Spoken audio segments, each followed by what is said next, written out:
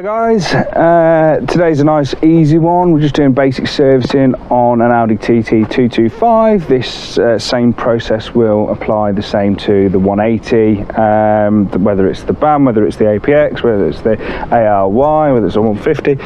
All this bit should be virtually the same. In fact, on the 180 the spark plug part of it is even easier. But anyway, without further ado, let's get into fitting these parts.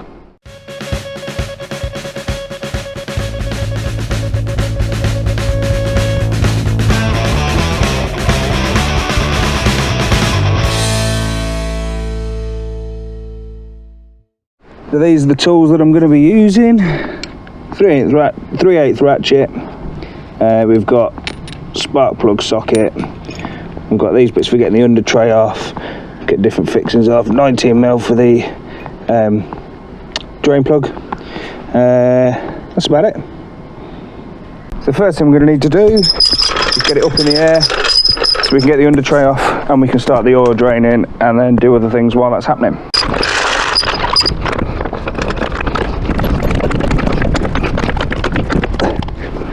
Going to want an axle stand. Oh yeah, you're going to want that for getting the oil filter off, and feeler gauges for checking the gaps on the spark plugs, and a drain pan.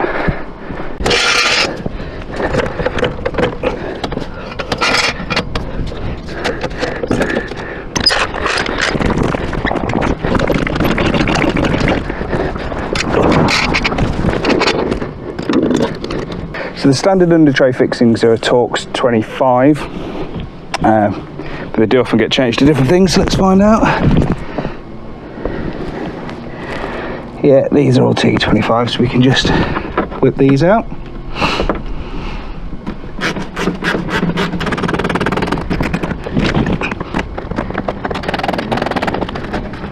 And then on the sides, oh, what have these I'd put in? Okay, slightly different style. It's usually just a plastic fixing that needs to be turned 90 degrees to be removed from each side. Okay, so the under tray is off. So back here, we've got our oil drain plug, 19mm. And then here, we've got our oil filter. Trying to find a nice angle to show you. This is why we want that oil filter wrench, so that it's specifically designed for these flutes. On some variants you'll have secondary air intake piping running around here, which gets in the way a little bit, but it'll still come out no problem. And obviously on the BAM it's nice and easy to just come out of this massive gap here. Anyway, so we're gonna start draining the oil, and then while the oil is draining we can do some stuff up top to best take advantage of the time. For oil changes, it's good practice to have the engine a little bit warm before you drain the oil, just to help it be nice and thin and all drain out. I had to have the car started and manoeuvring it around to get it into a position to do the work, so that's good enough for me. I'm just going to put this mat down because we don't want any oil drips on the road. So I'm just getting the worst of the contaminants out of my bowl before I use it, just so that if there's any major bits in the sump we can see that. We would then know that the sump needs to be taken off and drained. But that's clean enough for now to know. So we're going to drop the oil. I need to crack this off.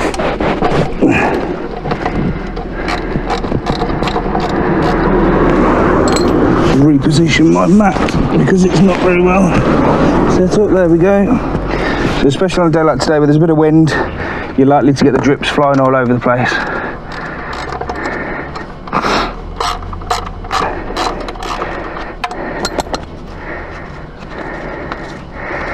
So unwind it to the point where you can feel that it's turning and it's at the end of its thread, like so. Then we can hold our fingers out of the way and job done. Not too messy. It's not gone all the way down my arm. I'm quite clean.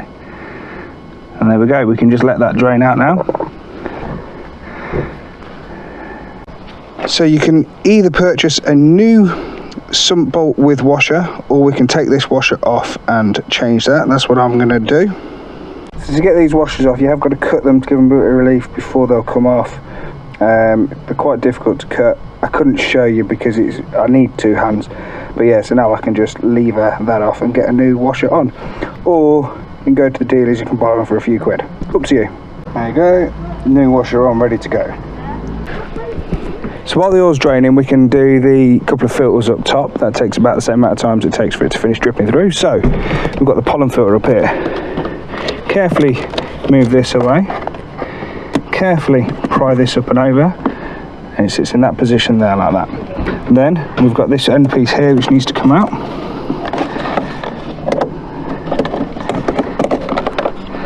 That needs to go out of the way. And then we need to pop these out.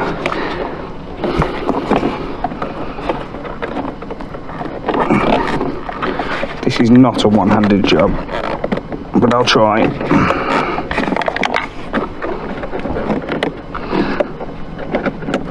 There we go. And then we can bring the filter out like so. And there we go. And this one isn't too bad. This is what it started like. So you can see that it has, you know, done its job and trapped the dirt. This is the air that we breathe inside the car, so it's important that it's nice. So then we just switch over to the new filter.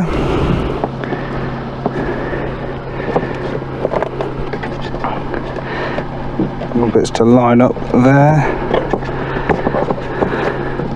That holds it in place. So at the back, you've got these tabs that have got to go into place into that plastic housing there. Hopefully you can make those out. So this is a little bit tricky. Let's see if one-handed will work. And the key to this is just trying to keep it straight.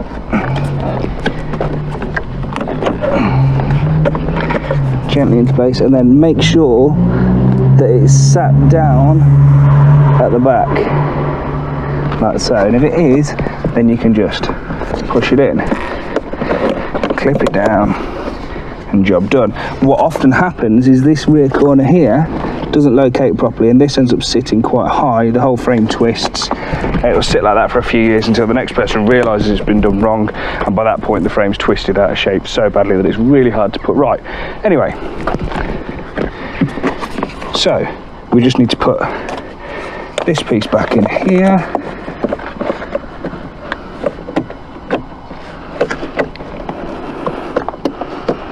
That's in place, and this is down. Now, if you are too heavy-handed with this, you'll start to pop it out from the windscreen seal, which then is a little bit tricky to get it back in, so just be careful. And then these never fit correctly. They just don't. If you order a brand new one from factory, it's about 1 inch too short. You can't do anything about it other than chop it in the middle so that it reaches at both ends. But yeah, it's down to you what you think the best way of approaching that situation is. Anyways, that's pollen filter done. So then we've got the air filter. So very simple. All we're going to have to do is undo the MAF from the tip here. We're going to undo these 2 Phillips screws here. This whole thing will lever away and come out. So we can use Phillips for all of this process, or a 7mm, or a flat blade for this part. Nice and loose. I want to unclip the MAF sensor. And then these screws remain in place once they're undone. Don't use power tools to do them back up because they're just screwing into plastic. But at a point where it just keeps spinning, that is now out and it will stay captive. Same as this one here. Now it is easier if you also remove the battery tray, but it's possible to do it without doing that. So we take the MAF off there, and then that comes away. Job done.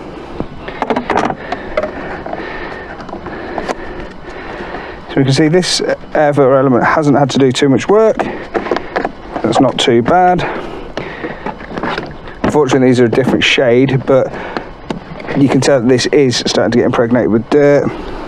It's just a good thing to just change anyway. Nice and cheap. Anyway, clear the box out of any debris that might be in there.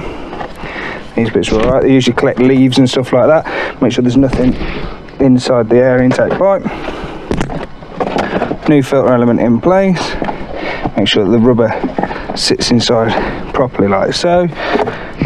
And then we just need to put, so it's these parts here that just need to sit underneath and clip into place.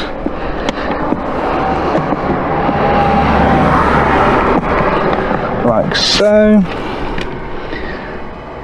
You can just about see. And then,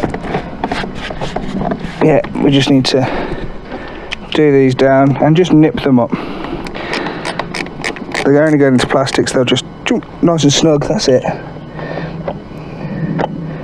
The torque is basically as little as you can apply. There is no setting. Done. And then just plug the mass back in.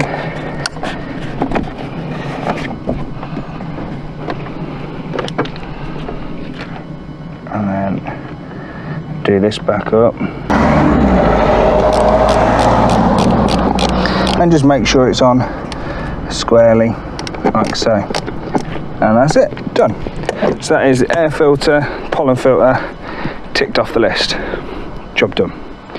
Let's go back underneath. We'll do the oil filter, put the oil plug back in, and then that's everything underneath done that we're doing today. While you're under there, obviously give it a good check over. That's what I'll be doing, is looking for things like bad CV boots, bad ball joints, you know, any part of the suspension that isn't doing what it's supposed to be doing while it's up in the air.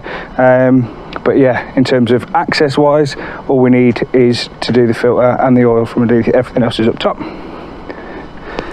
I'm going to talk through the oil filter part of the job before I do it, and then set my phone up a little bit away from where I'm working so that I don't get oil all over it. Now, new filter. What we're going to do is we're going to pre-fill this most of the way to the top and put some oil around the sealing ring here, and then we're going to be able to take the old one off and get the new one into place pretty much instantly. That is the plan.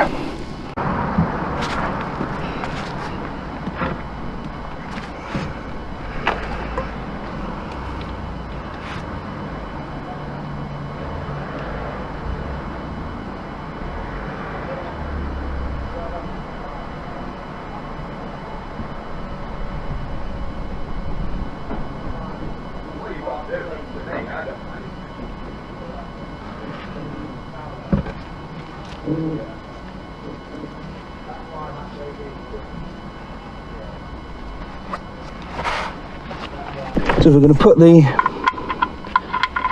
sump plug back in.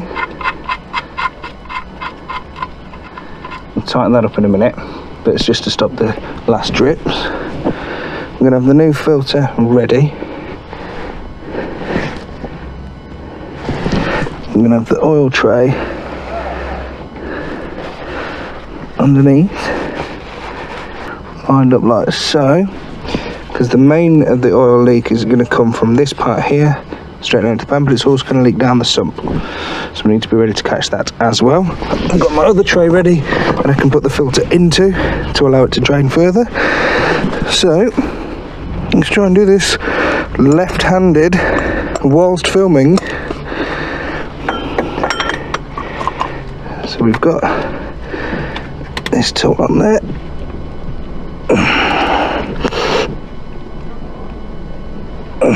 This is way too tight. I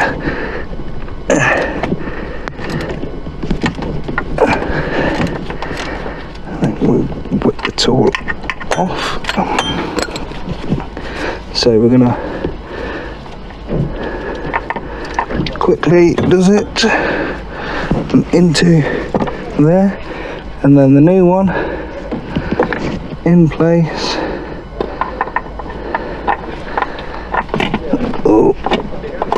This is difficult one-handed.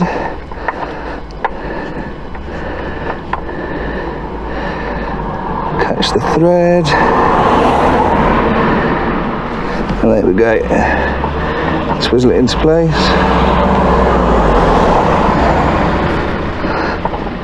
Like I said, this was always going to be a messy one. And then we're going to try and dry it off a little bit because it is so oily, so that we can get some purchase on it to tighten it up. And these are just tightened up by hand.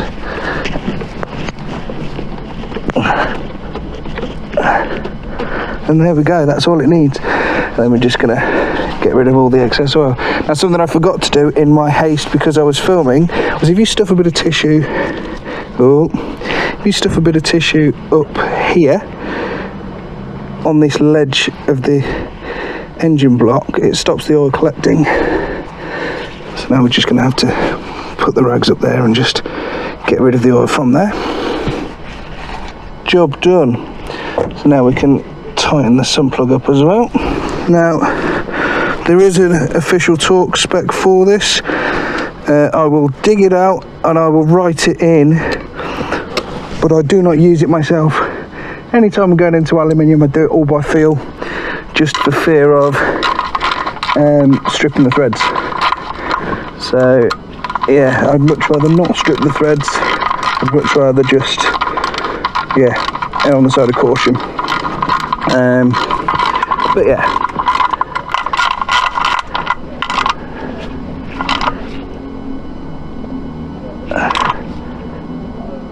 there we go. That's not going to leak. Job done. So that's everything done underneath. Nice and easy. And so we get to the final part of the job today, which is going to be the spark plugs. So we're going to take the engine cover off. Now, there'll be different fixings depending on what you've done. This has got a nice dress-up kit, so it's got some 4mm Allen. If not, there'll just be a plastic posi drive type fixing. So the engine tray pulls up and then forwards to, there's the fixing points for it, and they go onto here and here. You can get that out of the way. So under here, on a 180, this won't be here. It looks a lot nicer and a lot clearer, and on a 180 obviously this isn't here. But all we need to do is undo 10mm there, 10mm there, 10mm there, unplug that, 5mm Allens. On an APX they will all be Allens, so there'll be 8 of the 8mm Allens, and then that is it. We can remove the coil packs. Because this can now move up, this can come out from underneath. This has actually been put together wrong in the past.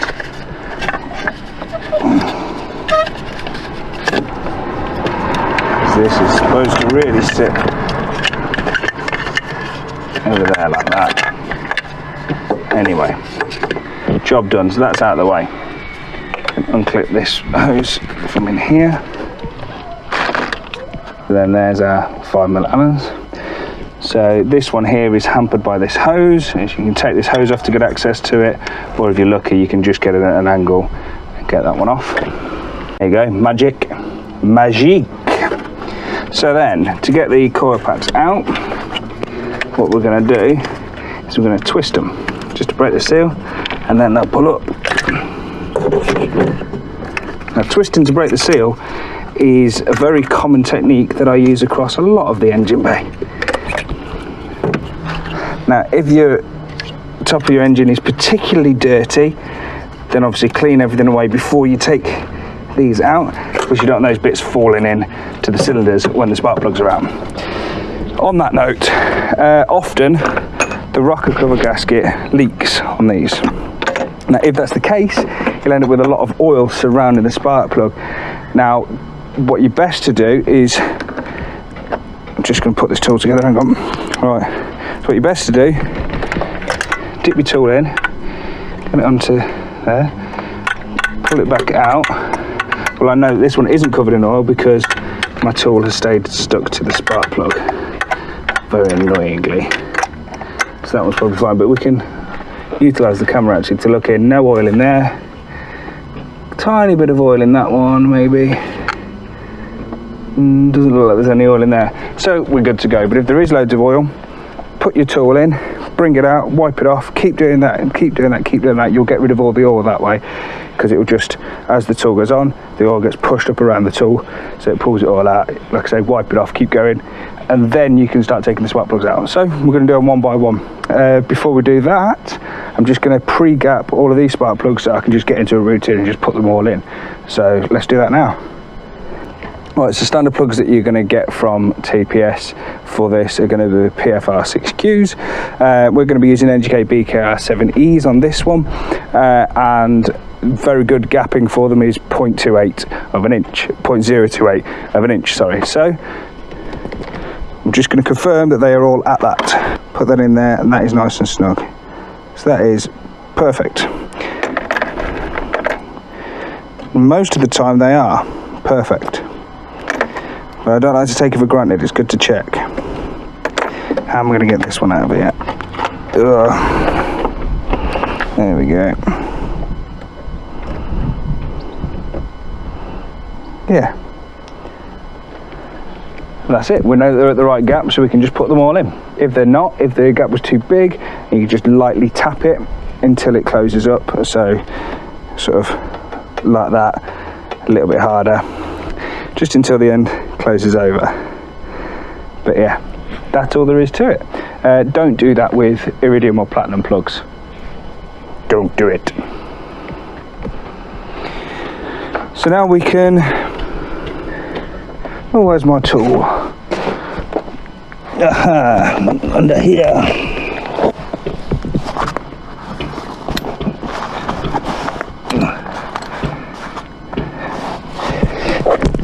Whoa! Now we can undo these.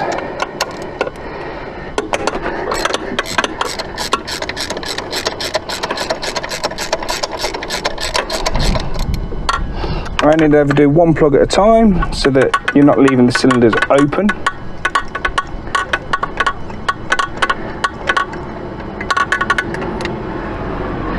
There we go, plug out. Put the new one in, and then we're going to do this by hand, by feel, gently twisting until it starts to take. That way you avoid cross threading it. If you cross thread it, you're in trouble. So there we go. So tightening up, hard for you to see this, but I can do this very gently, and then when I start to feel it tighten, it'll be a bit tight while it's crushing the seal, and then it'll be even tighter. And at that point, we're done. Step away. So these seals here, this is what we'll be crushing. So part of the tightening process will be crushing this flat. Once that is crushed flat, it's in there, it's tight enough, don't do any more. There is torque settings, but this is just a surefire way to make sure that you don't overdo it or underdo it, because I do go to them sometimes and they just fall out. So this is the way to do it. Right, so I'm just going to whip through these plugs, put this bit back together, and then we'll go through filling up with the oil and sorting that out, and then she's done. Okay, with the coil packs, just make sure they're pushed all the way down. We don't want misfires. Make sure the plugs are all the way on. And at this point, just make sure that there's no major damage to the coil pack wiring while you've got nice access to view it. They often split around these wires on the top just because of the heat. But yeah, I'll finish putting this bit back together. Point out that when handling this N249 system, these pipes are very brittle, so just be careful. These being broken is often the reason that people end up needing to delete it. So yeah, just be careful with it all, because it is likely to break if you ain't. Oil. Basically, I'm not going to put all 4.5 litres in. I'm going to put 4.2, 4.3, which is enough, so that I can then start it up. On initial startup, the oil filter has got to fill up. While it's filling up, it will be noisy, so don't worry about that. That's just part of the oil pressure system. So while it's filling up there, it's not got pressure to the top of the engine.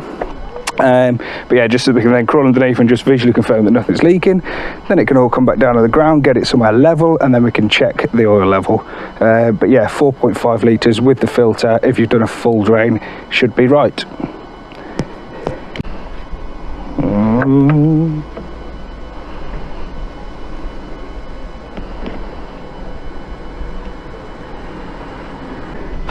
I'm going to start her up.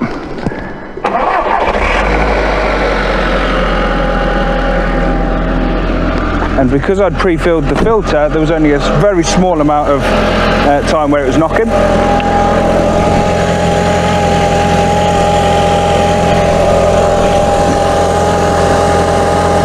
fine. That's fine. Just give it one final wipe down from the residue.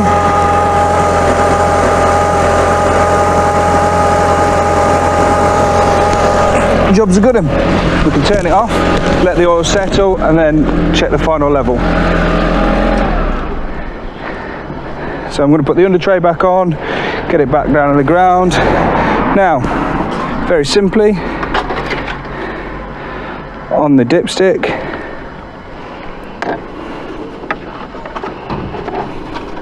there's hatchings. This is minimum. This is maximum, not this. This is maximum, top of the hatchings. If you go over that, you're over full. The oil choice, use something wet, kind of helps. But yeah, stick with decent brands. 530 is factory spec.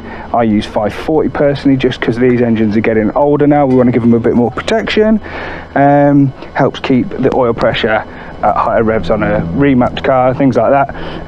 But yeah, do a bit of research, decide what you want to do. The question gets asked about 10 times a day on every forum. The S3 forum are adamant that 1040 is the way to go, but the 530 recommended from Audi will work, but it is designed for long life servicing. We don't want to be doing 20,000 miles between oil changes. We want to be doing about, I don't know, 6 to 10,000 miles tops on every set of oil. Obviously there's other things that I'm going to be checking on the car while I'm here as part of my service package, but if you're doing the basics, then this should cover off everything that you need to know. If you want to book in for a service, send me an email. I am very busy at the moment, so if I don't respond to you straight away, please don't be offended. But yeah, if you want a professional to come and look over your car, then I can do that. But if not, and you want to give it a go yourself, hopefully this gives you all the information that you need. If it's been useful, give it a like, comment down below what your favourite oil is. Haha, this is going to be an interesting comment thread. And I'll see you in the next one. Cheers, guys.